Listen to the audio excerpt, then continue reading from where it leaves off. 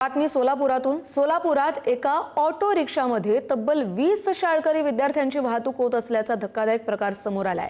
या रिक्षेत क्षमतेपेक्षा अधिक विद्यार्थ्यांना कोंबण्यात आलं असून काही विद्यार्थी दारात तर काही मागे लोंबकळत प्रवास करताना दिसतायत। शाळेच्या बॅगाही रिक्षेबाहेर लटकलेल्या दिसतायत। हा सगळा प्रकार अपघाताला निमंत्रण देणारा असल्यानं आरटीओ, वाहतूक पोलीस आणि शिक्षण विभागानं तातडीनं कारवाई करण्याची मागणी केली जाते।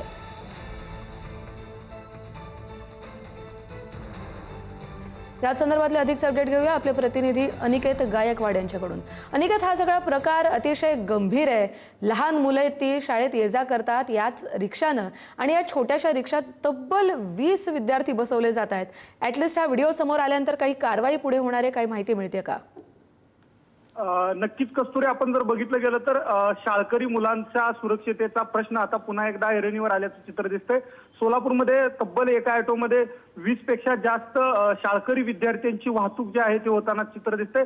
हे धक्कादायक चित्र आहे। खरं तर आपण बघितलं गेलं तर मोठ्या प्रमाणात हा प्रकार जो आहे तो अपघाताला निमंत्रण देणारा ठरतोय। कारण आता असा प्रश्न आहे की शालेय विद्यार्थ्यांच्या वाहतुकीसाठी शासनाने जे नियम ठरवून दिलेले आहेत, असं असताना देखील रिक्षा चालक सर्रास याकडे दुर्लक्ष करीत विद्यार्थ्यांच्या जीवाशी खेळ करतानाचं चित्र दिसते। आणि यामध्ये रिक्षा चालकांचीच त्याचबरोबर पालकांचीही जबाबदारी आहे की आपल्या मुलांना अशा धोकादायक पद्धतीनं प्रवासासाठी पाठवत असताना त्यांनी देखील जागरूक राहणं गरजेचं आहे। आणि पुढे आपण जर बघितलं गेलं तर हा प्रश्न असा आहे की आरटीओ असतील, वाहतूक पोलीस असतील आणि शिक्षण विभाग असेल, या संपूर्ण प्रकरणावर काय कारवाई करणार असा प्रश्न आपण पुढारी न्यूजच्या माध्यमातून विचारत आहोत।